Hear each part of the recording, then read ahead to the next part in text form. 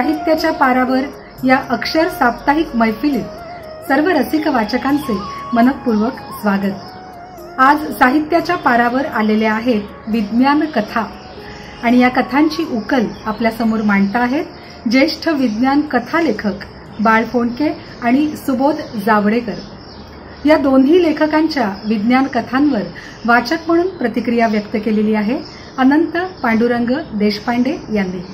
निसर्गाची गूढ रहस्य उलगडण्याच्या उत्कंठेमधून विज्ञानाचा शोध हा सुरू झाला। विज्ञान आणि मानवी जीवन यांची गुंतागुंत जशी वाढायला लागली तशी साहित्य आणि विज्ञान यांची घट्ट सांगड ही हळूहळू विकसित होत गेली।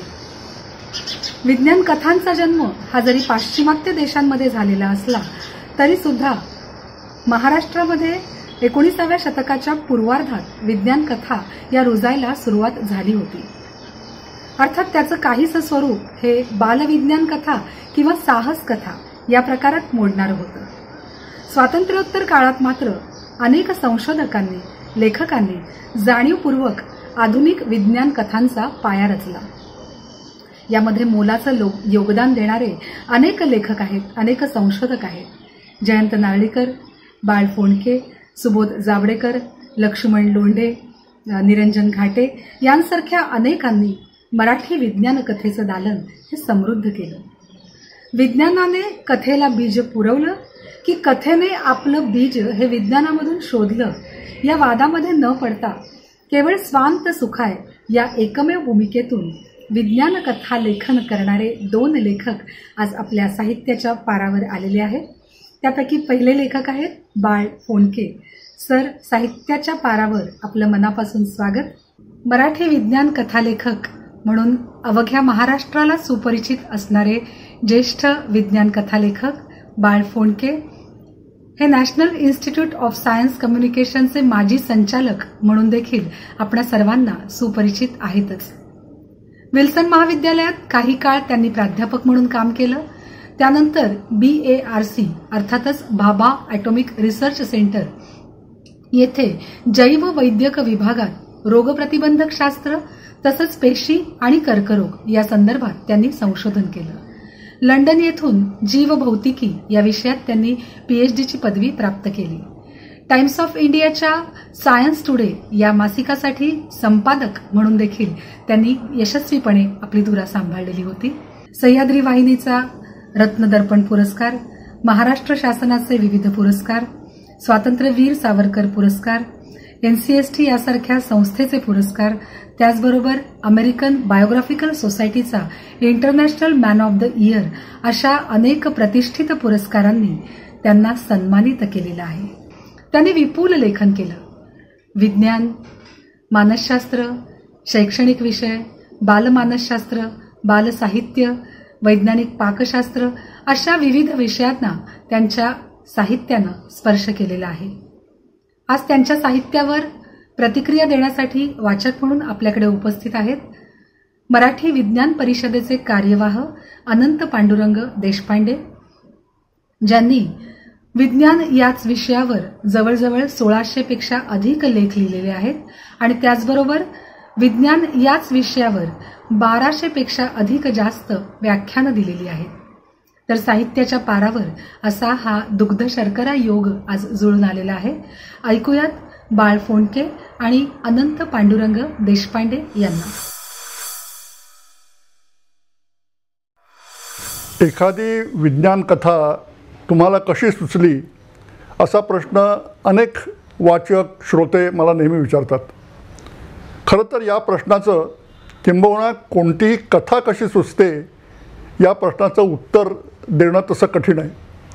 याचं कारण ती सुचते ती काही एकमेव कारणामुळे नाही। एखादी घडलेली घटना किंवा एखादा आलेला अनुभव, एखादी काही वाचलेली बातमी, कुठे ऐकलेली काहीतरी एखादी घटना, अशा अनेकांचं मिश्रण होऊन कुठेतरी ती कथा जन्माला येते, त्याचं बीज मनात उमटतं आणि मग त्या बीजाचं कथेमध्ये रूपांतर करण्यासाठी जे इतर काही आपल्याला त्याच्यावर संस्कार करावे लागतात ते केल्यानंतरच मग ती कथा आकाराला येते।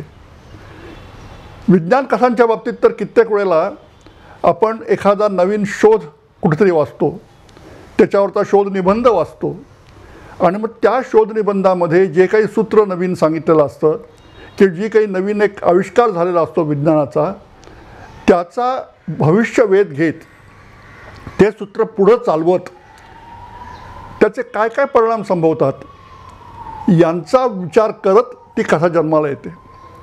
आणि मी गेल्या काही वर्षांमध्ये ज्या प्रकारच्या कथा लिहिलेल्या आहेत त्या या विज्ञान कथांची जी एक संकल्पना जनमानसात रूढ झालेली आहे त्याच्या विपरीत आहेत.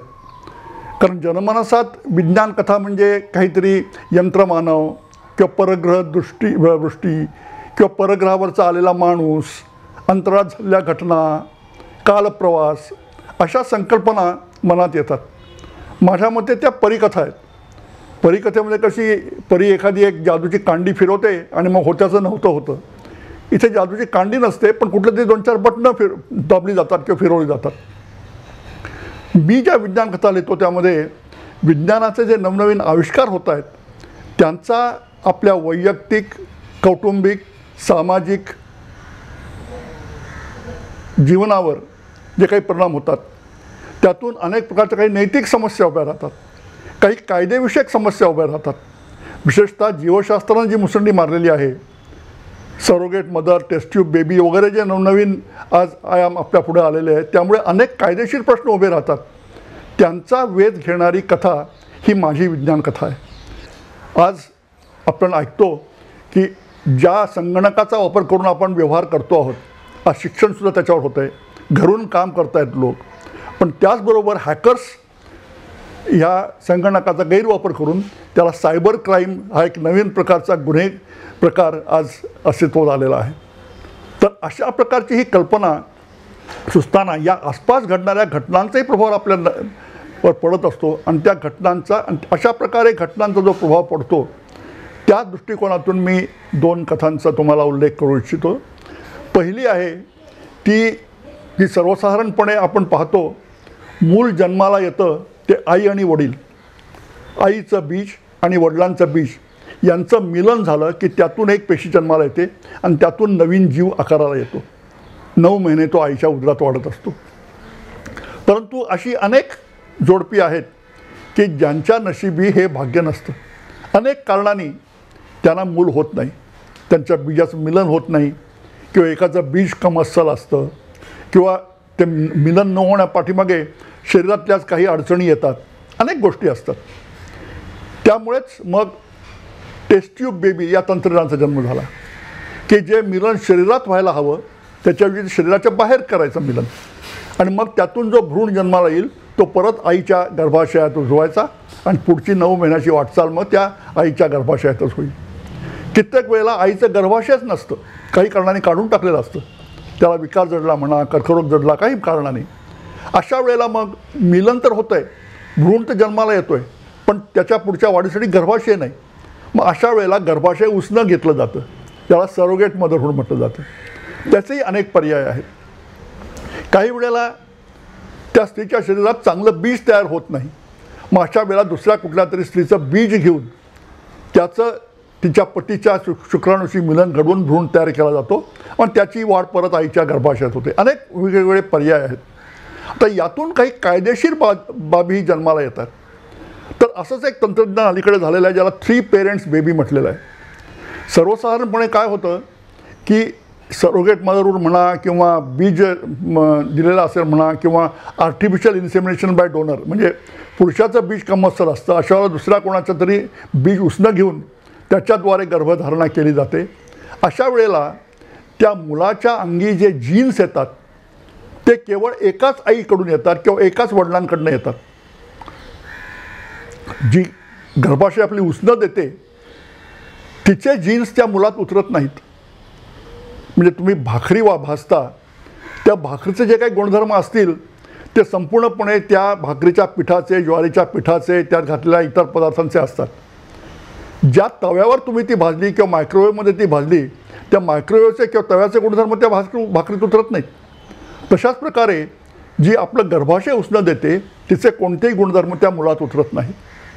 परंतु अलीकडेच एक नवीन घटना घडली इंग्लंडमध्ये. असं 3 पेरेंट बेबी जन्माला आली, ज्याच्यामध्ये काय होतं की तुम्ही कुठेही पाहाल आपल्या एकंदरीत प्राणी जगतामध्ये की स्त्री बीजाचा आकार नेहमीच पुरुष बीजाच्या आकारापेक्षा कितीतरी पटीनं मोठा असतो. शहाप्रकारचं अंड तर सगळ्यात मोठं आपण पाहिलेलं आहे, पण कोंबडीचं अंड आपल्या ओळखीचं आहे, त्या अंड्याचा आकार आणि त्या कोंबड्याच्या शुक्राणूचा आकार याचं पाहिलं तर ते कोंबडीचं अंड शुक्राणूपेक्षा काही पटीनं मोठं असतं. याचं कारण असं की जेव्हा त्या 2 बीजांचा मिलन होतं त्यावेळेला पुरुष बीजाकडून फक्त ते आपले जेनेटिक गुणधर्म असलेलं जो रसायन आहे तेवढंच आत टोचलं जातं, तेवढंच त्याची गुंतवणूक. पुढची सगळी वाढ, त्या नवीन जीवाचं पोषण, त्याची वाढ ही त्या स्त्री बीजालाच करायची असते आणि त्यामुळे त्या बीजाकडे सगळे ते पोषण द्रव्य असतात, त्याला लागणारी ऊर्जा देणारं मायटोकॉन्ड्रिया नावाचं उपांग असतं. या मायटोकॉन्ड्रियामध्ये सुद्धा काही जीन असतात, तेही त्या मुलांकडे येतात आईकडून, केवळ आईकडून, वडिलांकडून येत नाहीत. त्यामुळे या मायटोकॉन्ड्रियामधल्या जीनचा वेध घेत कोणाची तुमची आई कोण, आजी कोण, पणजी कोण असं संपूर्ण वंशावळी आपण तयार करू शकतो. परंतु काही वेळेला काय होतं की या मायटोकॉन्ड्रियामधले जीन जरी त्या मुलांमध्ये त्यांचा गुणधर्म उतरत नसले तरी त्यांचं आणि इतर यांचं पटत नाही, कुठंतरी काहीतरी बेबनाव होतो किंवा तो मायटोकॉन्ड्रियामधला जीन दूषित असतो. अशा वेळेला गर्भधारणा होते, परंतु वरच्यावर गर्भपात होतो. तो टाळण्यासाठी मग असा उपाय केला गेला की त्यातला जो दूषित मायटोकॉन्ड्रिया आहे तो काढून टाकला आणि दुसऱ्या एका निरोगी व्यक्तीच्या, निरोगी स्त्रीच्या बीजामधला निरोगी मायटोकॉन्ड्रिया तिथं स्थापन केला. त्यामुळे आता जे मूल तयार झालं त्याच्यामध्ये न्यूक्लियसमधले जीन्स आहेत त्या त्या आईचे आले, ज्याचं बीज होतं ते आले, मायटोकॉन्ड्रियामधले जीन त्या दुसऱ्या दात्या स्त्रीचे आले. म्हणजे त्या मुलाच्या अंगी 2 प्रकारचे जीन्स आले. एका अर्थी ते गंगाजन्मी झालं, त्याला 2 आया आणि 1 वडील असे 3 माता पितर लाभली, म्हणून त्या 3 पेरेंट्स बेबी असं म्हटलं गेलं. तर हा जो हे जे काही तंत्रज्ञान आलं आणि त्याचा जो शोधनिबंध मी वाचला त्यावरून मला अशी कल्पना सुचली, अलीकडेच आपल्याकडे कायदा झालेला आहे की जर वृद्ध माता पित्यांना एखाद्या मुलानं त्यांचं प्रतिपाळ करण्याचं नाकारलं, त्यांचा प्रतिपाळ व्यवस्थित केला नसला तर ती मातापित्र आपल्या मुलाविरुद्ध कायदेशीर मार्गानं आपली सुटका करून घेऊ शकतात, त्याच्यावर दावा करू शकतात. तर असाच एका उद्योजक असलेल्या घराण्यातला आईवडील गेल्यानंतर त्यांच्या मुलाच्या हाती तो उद्योग येतो. त्याच्यावर त्यांच्याच घरी, जिला त्याच्या म्हणण्याप्रमाणे आश्रितासारखं राहिलेली होती अशी एक स्त्री, जिला त्याच्या आईनं, खऱ्या आईनं मामी म्हणायला लावलं होतं, ती दावा करते, पोटगीचा दावा करते की आता मला काही साधन उरलेलं नाही आहे जगण्यासाठी, हा माझा मुलगा आहे, त्यांनी माझं पोषण करावं, त्यासाठी मला पोटगी द्यावी. हा मुलगा भडक तोंडतो, कशा म्हणून द्यावा, कशासाठी द्यावा, माझा जन्म माझ्या आईवडिलांच्या पोटी झालेला आहे, माझं बर्थ सर्टिफिकेट आहे आणि आमचे DNA फिंगरप्रिंट्स आहेत, हेच माझे आईवडील आणि मीच त्यांचा मुलगा सिद्ध झालेला आहे, त्या बाईचा संबंधच काय, ती कशी काय पोटगी मागू शकते. अशा वेळेला मग त्या बाईचे जे वकील असतात ते एका डॉक्टरना आणतात, ते सगळं तंत्रज्ञान ऐकलं समजावून सांगतात आणि सांगतात की ती जी स्त्री आहे तिनं मायटोकॉन्ड्रिया दिला म्हणून तुझा जन्म झाला, म्हणजे तीही तुझी आईच आहे, तेव्हा तिचं प्रतिपाळ करणं हे तुझं कर्तव्य आहे आणि ते नाही केलंस तर तुला पोटगी द्यावी लागेल. हे सगळं ऐकल्यानंतर तो मुलगा म्हणतो, नाही मी पोटगी देणार नाही. हा इतका आठवती कसा, तो मी पोटगी देणार नाही, मी तिला आता घरी आणून तिला तिचं खरं मातेचं स्थान देणार आहे आणि तिचं यापुढे आयुष्यावर प्रतिपाळ करणार आहे. 3 पायांची शर्यत असं या कथेचं नाव आहे. या कथासंग्रहात ते प्रकाशित झालेले आहे. हे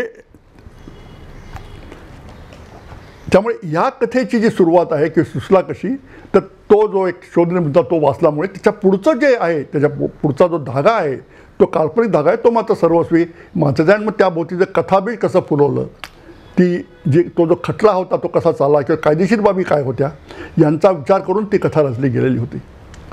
अशाच काही समस्या आपल्याभोवती आपल्याला नेहमी दिसतात. त्या समस्यांचा उहापोह करता करता एक नवीन कथा मला सुचली, ती आता प्रकाशित होत आहे यंदाच्या का दिवाळी अंकामध्ये. आजकाल आपण पाहतो सगळीकडे आर्टिफिशियल इंटेलिजन्सचा बोलबाला आहे, संगणकीय व्यवहार सगळे करायचे. अलीकडेच सरन्यायाधीशांनी आपल्या सर्वोच्च न्यायालयाच्या सरन्यायाधीशांनी म्हटलं होतं की या AI चा वापर अधिकाधिक व्हायला हवा न्यायदानामध्ये. हे सूत्र पुढं चालवत एक स्त्री वकीलबाई, ती ह्युमन राईट्स ऑर्गनायझेशनची सुद्धा सेक्रेटरी आहे, ती सांगते की नाही, न्यायदानामध्ये आपल्याला आता अधिकाधिक AI आणलं पाहिजे आणि त्यासाठी काही मोर्चा नेते. तिच्या नाती लागलेला एका कनिष्ठ मध्यम वर्गीय घरातला मुलगा, त्याचा मोठा भाऊ, त्याला मात्र लवकर आपल्या परिस्थितीत जाण आलेली असते, तो ढोर मेहनत करून घर चालवत असतो आणि हा मुलगा मात्र त्या मोर्चांमध्ये सामील होत आपला वेळ घालवत असतो. एक दिवस तो जो मोठा भाऊ आहे त्याचा, तोच घरी येतो थंडथंडाचा आणि म्हणतो की ह्युमन राईट्स तुम्ही म्हणता, आज तुमच्या त्या वकिलींबाईनं, जे ह्युमन राईट्स ऑर्गनायझेशनची अध्यक्ष आहे, तिनं काय केलं माहिती आहे? तिच्याच नवऱ्याचा जो उद्योग आहे तो आमचा उद्योग आहे, तिच्याच नवऱ्याच्या मालकीचा उद्योग आहे. आपल्या बोर्ड ऑफ डायरेक्टर्समध्ये तिनं नवीन एक ठराव पास करून घेतला की आपल्या कारखान्यात संपूर्णपणे आर्टिफिशियल इंटेलिजन्सचा आपल्याला वापर करायला हवा. थोडक्यात काय, तर आपण मानवी कामगारांना बाजूला करून ती फक्त रोबो कामगार तिथं आणणार आहे. मग आमच्या अधिकारांचं काय?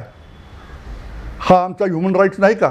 तर यासाठी तुमची ऑर्गनायझेशन काय करणार आहे, असा सवाल तो आपल्या धाकट्या भावाला करतो. ही जी आपल्याभोवती समस्या आहे, त्या समस्येचा वेध घेत ही विज्ञान कथा पुढे आलेली आहे. अशा प्रकारे अनेक निरनिराळ्या घटना म्हणा, निरनिराळे विचार म्हणा, निरनिराळ्या समस्या ज्या दिसतात आपल्याला, सामाजिक समस्या, नैतिक समस्या, कायदेशीर समस्या, यांचा वेध वैज्ञानिक दृष्टिकोनातून करून जी कथा जन्माला येते ती विज्ञान कथा. अशाच विज्ञान कथा मी नेहमी लिहितो. धन्यवाद. त्यांना मराठी विज्ञान परिषदेच्या कथा स्पर्धेमध्ये पहिलं बक्षीस मिळालं. त्या कथेचं नाव सदाशिवरावचा तोतया. पेशवाईमध्ये सदाशिवराव भाऊचा एक तोतया निर्माण झाला होता, त्यावरून त्यांनी घेतलेलं हे शीर्षक आहे. त्या कथेमध्ये एका हेराची प्रकृती अत्यवस्थ होती आणि तो मरणार असतो. त्या दुसऱ्या माणसाच्या मेंदूमध्ये याच्या मेंदूतलं रसायन टाकलं जातं आणि हेरगिरीमध्ये त्याला काय माहिती मिळते ते वदवून घेतलं जातं. पण त्याचबरोबर त्याच्या इतर स्मृतीही बरोबर गेल्यामुळे नवरा बायकोमध्ये काय कलह निर्माण होतात याचं एक सुरस वर्णन त्या कथेमध्ये आहे. हे करत असताना त्यांच्या कथेमध्ये दोन पात्र महत्त्वाची येतात. एक पोलीस कमिशनर अमृतराव मोहिते आणि दुसरे वैज्ञानिक डॉक्टर कौशिक म्हणून. ह्या दोन पात्रांच्या भोवती त्यांनी आजवर 40 कथा तरी लिहिलेल्या आहेत. चिवी जोशांच्या कथांमध्ये चिमणराव आणि गुंड्याभाऊ येतात किंवा नाधोन ताम्हणकरांच्या कथेमध्ये गोट्या येतो, तशी ही दोन पात्रं डॉक्टर बाळ फोंडक्यांच्या कथामधली आहेत. त्यांच्या आणखीन एका कथेमध्ये प्रकाशाचा वेग प्रतिसेकंद 3 लाख किलोमीटर असतो. तो जर कमी कमी करत आणला आणि सायकलच्या वेगा एवढा ठेवला तर ते दृश्य आपल्याला बद्ध करता येतं आणि त्याच्या आधारे आपल्याला बऱ्याच प्रकारचे तपास करता येतील, अशी एक कल्पना त्यांनी त्याच्यामध्ये मांडलेली आहे. त्यांच्या तिसऱ्या कथेमध्ये त्यांनी टेस्ट ट्यूब बेबीबद्दल म्हटलेलं आहे आणि टेस्ट ट्यूब बेबीमुळे निर्माण होणारा मुलगा किंवा मूल हे लौकिकवान वडिलांचं मूल म्हणायचं का टेस्ट ट्यूब बेबीमध्ये ज्यांनी शुक्राणू दिले त्याचं मूल म्हणायचं आणि त्याच्यामधून अनेक क्लेश निर्माण होतात किंवा सामाजिक प्रश्न निर्माण होतात किंवा नवनवीन तंत्रज्ञानामुळे निर्माण होणारे जे सामाजिक प्रश्न आहेत ते कसे सोडवायचे, अशा प्रकारची एक समस्या विज्ञान कथा पुढे आणते आहे. डॉक्टर फोंडके यांची भाषा खूपच ललितरम्य असते आणि त्यामुळे त्यांच्या कथा ह्या नेहमीच वाचनीय असतात.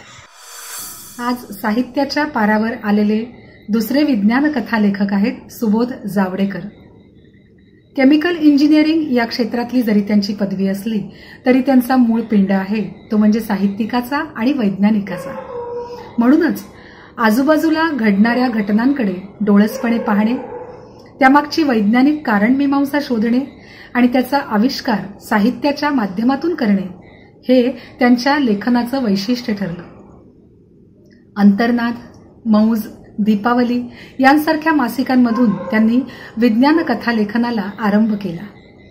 आज दूरदर्शन असू दे, आकाशवाणी असू दे, नियतकालिका असू देत, वृत्तपत्र असू देत, सगळ्याच ठिकाणी जावडेकरांचं अस्तित्व हे आपल्याला जाणवतं. त्यांच्या ज्या 3 पुस्तकातील कथांवर आज आपण चर्चा करणार आहोत ती पुस्तकं आहेत संगणकाची सावली, चाहूल आणि गुगली. साहित्यामध्ये त्यांनी जे योगदान दिलं त्याबद्दल वेगवेगळ्या पुरस्कारांनी त्यांना सन्मानित केलेलं आहे. ते पुरस्कार आहेत राज्य शासनाचे साहित्यविषयक पुरस्कार, श्रीस्थानक साहित्य पुरस्कार, स्वातंत्र्यवीर साहित्य पुरस्कार, अशा अनेक पुरस्कारांनी त्यांना गौरवान्वित करण्यात आलेलं आहे. ऐकूयात सुबोध जावडेकर यांना.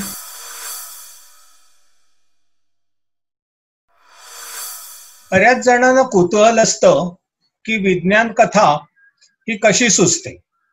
काही जणांना असं वाटतं की एखादं वैज्ञानिक पुस्तक वाचताना, निबंध वाचताना एखाद्या विज्ञान कथेचं बीज तुम्हाला सुचतं.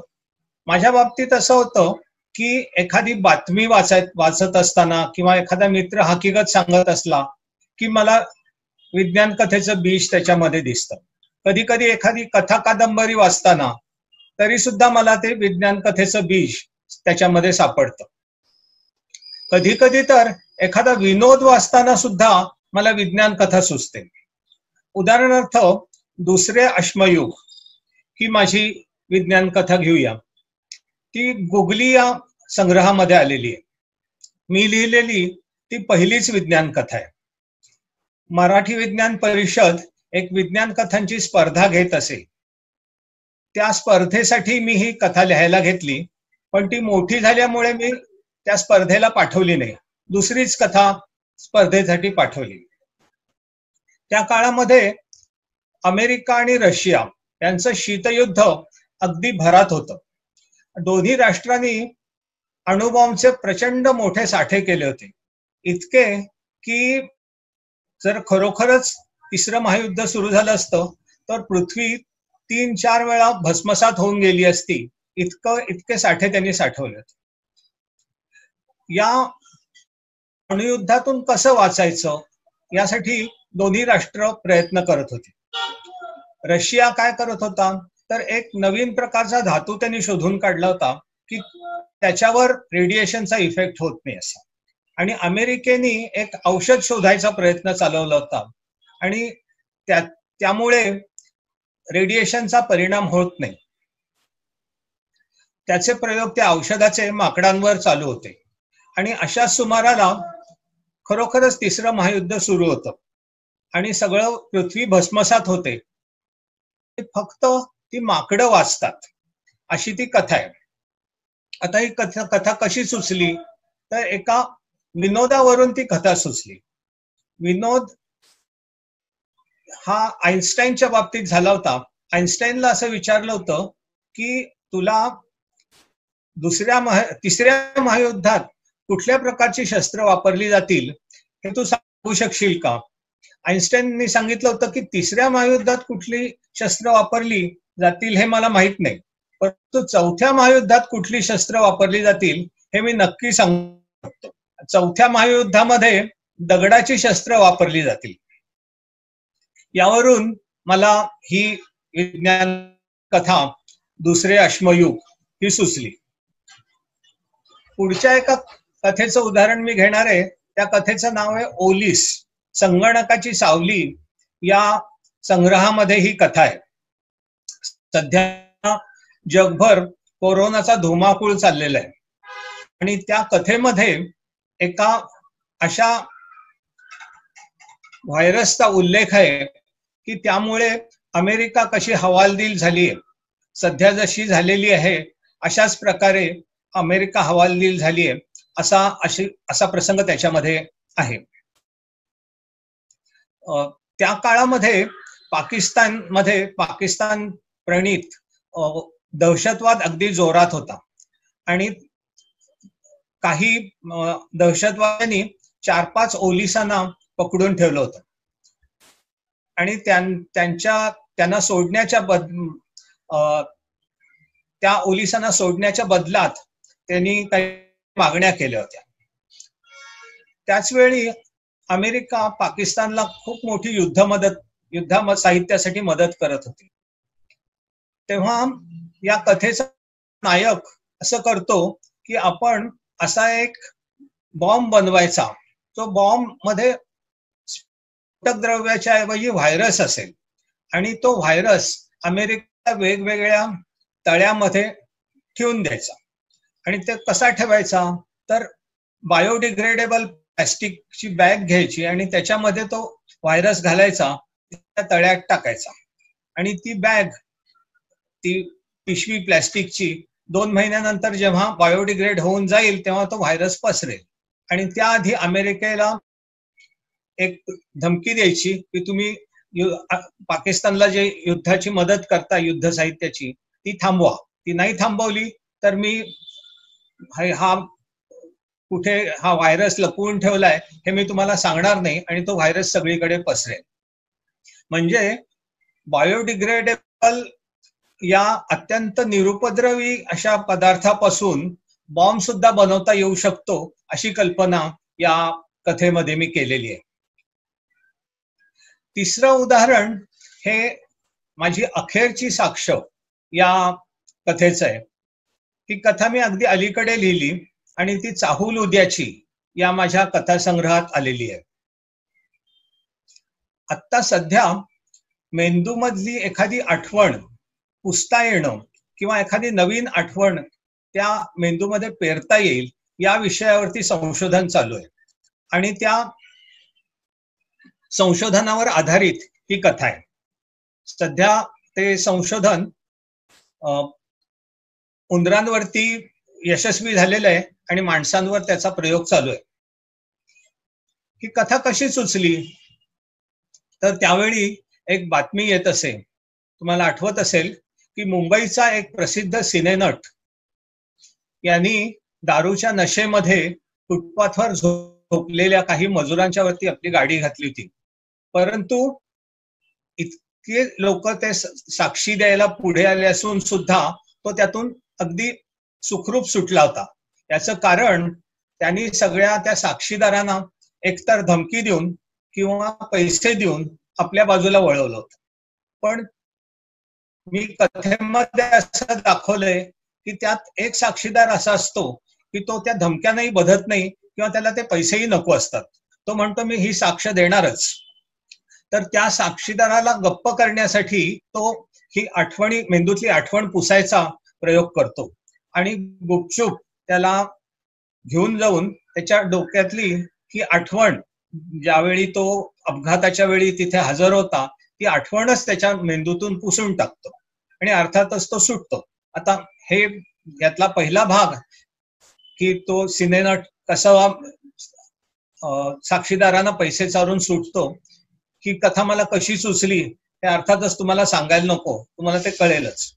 पण गंमत अशी आहे की खरोखरच हे संशोधन प्रत्यक्षात आलं आणि जर मेंदूमध्ये आठवणी पेरता आल्या किंवा जर त्या तुमच्या मेंदूमधून पुसून टाकता आल्या तर न्यायव्यवस्था फार कोसळून पडेल. आपली न्यायव्यवस्था ही सगळी साक्षी पुराव्यावर आधारित आहे. समजा काही जणांच्या मनात एखादी आठवण पेरता आली किंवा त्यांच्या मनातली आठवण जर पुसून टाकता आली तर काय भयंकर गोष्ट घडेल हे या कथेतून मला सांगायचंय. कुठलीही विज्ञान कथा ही अशी भविष्यामध्ये काय होईल हे तुम्हाला सांगत असते. मला वाटतं की विज्ञान कथा कशी जन्म घेते याबद्दल मी सांगितलं ते आणि हे सांगायला मला इथे संधी मिळाली, याबद्दल मी ग्रंथालीचे आभार मानतो.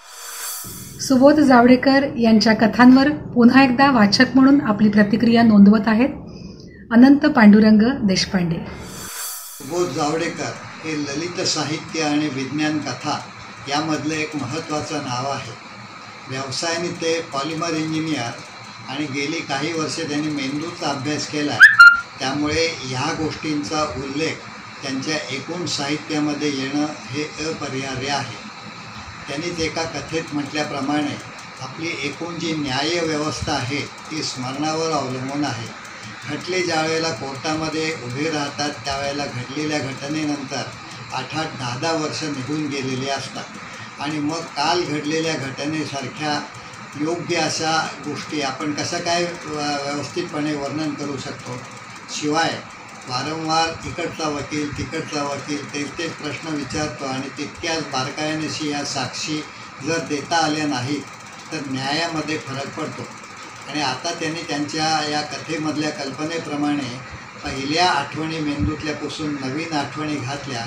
म्हणजे पैसे देऊन जसं साक्षीदाराला फिरवतात त्याच पद्धतीने नवीन आठवणी घातल्यामुळे सुद्धा साक्ष फिरवता येईल असं एकूण चित्र त्यांच्या या कथेमधून दिसतं. 1984 साली भोपाळला घडलेल्या घटनेवरती सुबोध जावडेकरांनी आकांत नावाची कादंबरी लिहिली आहे. मला वाटतं अशा घटनांवरती काही कथा किंवा कादंबऱ्या येण्याचा जो प्रयास तो केवळ जावडेकरांनीच केलेला मला दिसतो. प्लास्टिक हे आपल्या जीवनामध्ये सगळ्यात उपयोगाची गोष्ट आहे, पण ते नष्ट होत नाही, बायोडिग्रेडेबल नाही. त्यामुळे ते करण्यामध्ये संशोधक मग्न आहेत आणि त्यांच्या या एका कथेमध्ये बायोडिग्रेडेबल प्लास्टिकचा वापर करून व्हायरस पसरवण्याची कथा आली. म्हणजे आर्थर क्लार्क वगैरे लोकांनी केलेल्या कल्पनांवरून ज्या अनेक गोष्टी आलेल्या आहेत त्याच पद्धतीने जावडेकरांनी ह्या कथेमध्ये व्हायरस काय धुमाकूळ घालतो त्याचं केलेलं वर्णन म्हणजे गेले 4 महिने करोनाचा आपण घेत असलेला अनुभवच प्रत्यक्ष आहे असं म्हणायला हरकत नाही. करोनाच्या या अनुभवावरती जावडेकर आणखीन अनेक कथा लिहितील याची मला खात्री आहे. साहित्याच्या पारावर आलेले 3ही दिग्गज लेखक बाळ फोंडके, सुबोध जावडेकर आणि अनंत पांडुरंग देशपांडे या तिघांचेही ग्रंथालीच्या वतीने मनापासून आभार. ग्रंथाली वॉच हे आमचे FB डिजिटल पोर्टल. याला भेट देऊन साहित्याच्या पारावरचे सगळे कार्यक्रम आपण पाहू शकता. त्याचबरोबर वैभव महाराष्ट्राचे हे आमचं YouTube चॅनल, यालाही भेट देऊन साहित्याच्या पाराचा आपण आस्वाद घेऊ शकता. पुढच्या शुक्रवारी असेच 2 लेखक आणि वाचक घेऊन आपल्या भेटीला आम्ही पुन्हा येऊ.